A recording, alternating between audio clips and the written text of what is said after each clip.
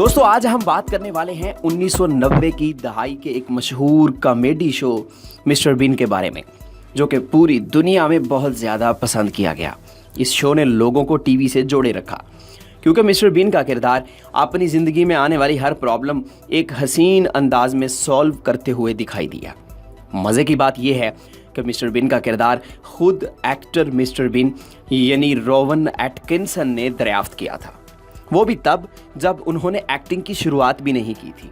उस वक्त वो ऑक्सफोर्ड यूनिवर्सिटी में पढ़ाई कर रहे थे। रोवन ने एक इंटरव्यू में बताया कि इस तरह की एक्टिंग उन्होंने एक फ्रेंच एक्टर से मुतासर होकर करना शुरू की। इस शो के बाद मिस्टर बीन कितने मशहूर हुए ये तो हमें बताने की ज़रूरत नहीं है।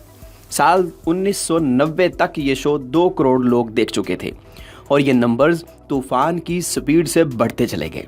इस शो ने रोवन एटकिंसन की लाइफ पूरी तरह से बदल दी। आज हम आपको बताएंगे कि 3 दहाइयां गुजरने के बाद मिस्टर बीन आजकल क्या कर रहे हैं। आपको ये जानकर हैरानगी होगी कि रोवन एटकिंसन, जो कि एक मशहूर कॉमेडियन है, मगर असल ज़िंदगी में वो एक छोटे बच्चे की तरह शर्मीले हैं। मिस्टर बीन मशहूर पॉलिटिशियन टोनी ब्लेयर के क्लासमेट रहे हैं।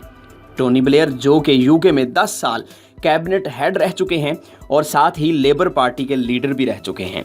एटकिंसन और टोनी ब्लेयर एक ही स्कूल में पढ़ते रहे हैं। स्कूल के बाद रोवन ने ऑक्सफोर्ड यूनिवर्सिटी के क्वींस कॉलेज में एडमिशन ले लिया।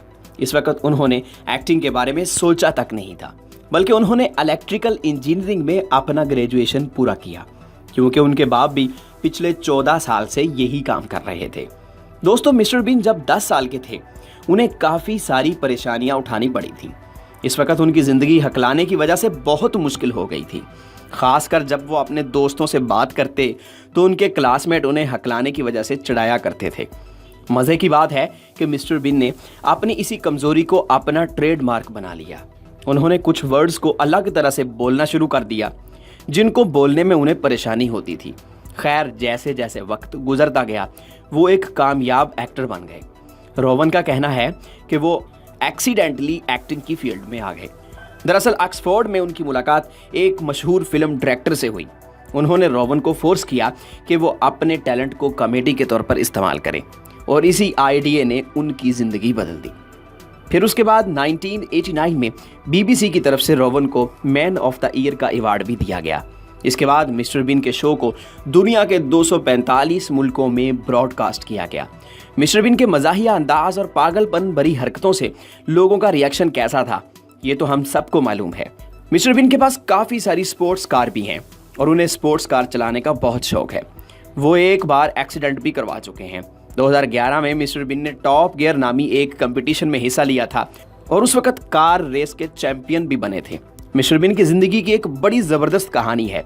वो ये है कि मार्च 2001 में मिस्टर बीन अपनी फैमिली के साथ जहाज़ पर कहीं जा रहे थे। फ्लाइट के दौरान पायलट किसी वजह से अपने होश खो बैठा। मिस्टर बीन ने प्लेन की कमान संभाली और जब तक पायलट होश में नहीं आया वो जहाज़ को उड़ाते रहे और बाद में पायलट ने सेफ लैंडिंग करवा दी।